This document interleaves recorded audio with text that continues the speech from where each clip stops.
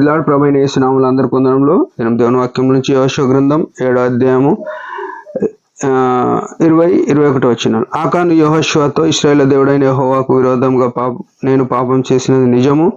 దోపుడు సొమ్ములో ఒక మంచి షీనారు పై వస్త్రమును 200 తులముల వెండిని 50 తులముల ఎత్తుగల ఒక బంగారు కమ్మిని నేను చూచి వాటిని ఆశించి తీసుకొంటిని.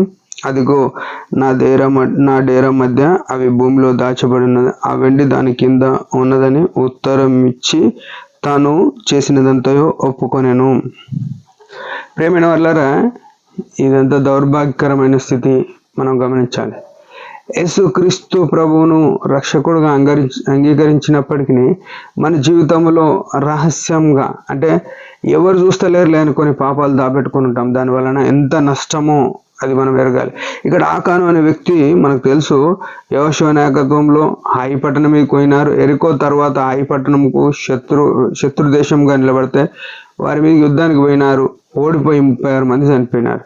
ఆ తరుణంలో యెహోషువ అప్పుడున్న పెద్దలంతా నేలను ముఖం మోపి, యెహోవా దేవా, మమ్మల్ని ఇంత తీసుకొచ్చి ఈడ ఓడిపోయినప్పుడు నీ నామానికి అవమానం వస్తుందని ఉదయం మొదలుకొని సాయంత్రం వరకు మొరపెట్టినప్పుడు దేవుడు అంటాడు, మీలో పాపం చేసినారు, ఆ పాపాన్ని తీసివేయరు అని చెప్పినాడు.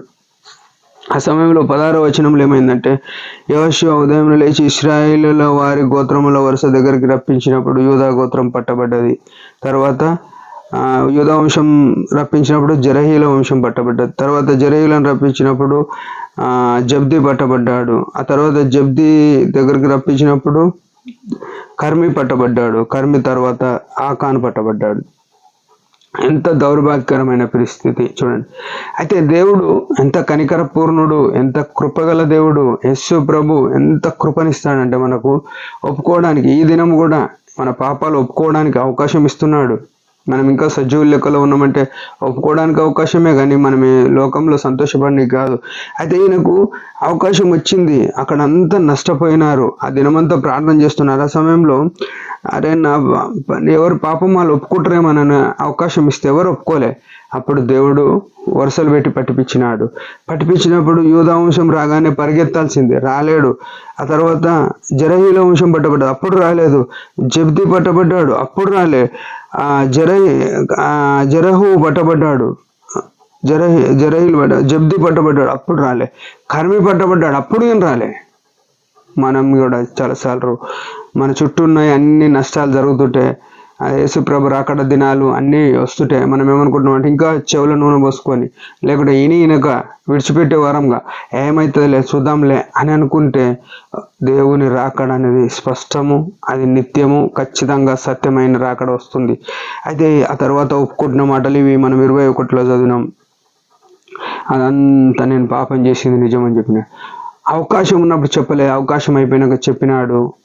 దానివలన ప్రయోజనం ఏం రాలేదు. ఒప్పుకున్న తగిన సమయంలో ఒప్పుకోలేడు కాబట్టి. ఆ తర్వాత ఏమైందంటే మనం చూస్తే 24వ వచనంలో అతని ఆకానును అతని కుమారులను, ఆ వెండి బంగారమును, అతని భార్యను, కుమారులను, గాడిదలను, ఎద్దులను, మందను, డేరాను సమస్తమును పట్టుకొని ఆకోరు లోయలను తీసుకొని పోయి రాళ్లతో కొట్టినారు.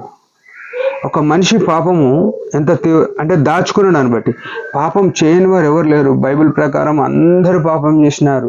యేసు ప్రభు గొప్ప కృపనిచ్చి అందరికీ రక్షణగా ఆయన శిలువలో చనిపోయి అందరికీ విడుదల చేయడానికి వచ్చినాడు. ఆయన దగ్గరికి మనం రాకపోతే మనకు ఆ పాపం అట్నే దాచబడి ఉంటుంది. ఆయన యేసు ప్రభు కాకుండా ఇంకో మార్గం లేదు తప్పించుకోవడానికి. ఆకానుకు అవకాశం ఉండే వదిలేసుకున్నాడు. తద్వారా ఆయన కుటుంబము, ఆయన పిల్లలు, ఆయన పశువులు, ఆయన డేరా సహా కొట్టబడింది, నష్టపోయినారు.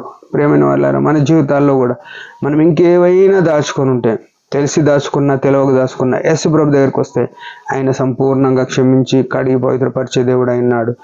వర్ధిల్లే వారమై ఉంటాం, ఆశీర్వాద గుంపులోనికి వస్తాం. మనం అట్లున్నామా లేదా చూసుకుందాం. దేవుని మేము కొరకు జీవిద్దాం. దేవుడి మాట దీవించిన యొక్క చిన్న ప్రార్థన. పరమ తండ్రి యేసు ప్రభు నామములో వందనాలు. ఆకాన్ లాంటి జీవితం నిజమే మాది ఉందని ఒప్పుకుంటున్నాను. నా మటుకు నేను కూడా చాలాసార్లు పాపం విడిచిపెట్టి మరలా కడగబడిన పంది పొరిలినట్టు, కుక్క తన వాంతికి తిరిగినట్టు నా జీవితం కూడా ఉందని యథార్థంగా ఒప్పుకుంటున్నాను. క్షమించండి, కడగండి, స్థిరపరచండి, బలపరచండి, మేము కొరకు జీవించుటకు నేర్పండి. ముందున్న సమయం దీవెనకరంగా ఉంచమని యేసు ప్రభు పరిశుద్ధ నామంలో ప్రార్థించి అడిగి వేడుకుంటున్నాం తండ్రి. ఆమెన్. మీరందరి పరిచయం గురించి భారంగా ప్రార్థించండి. Praise the lord.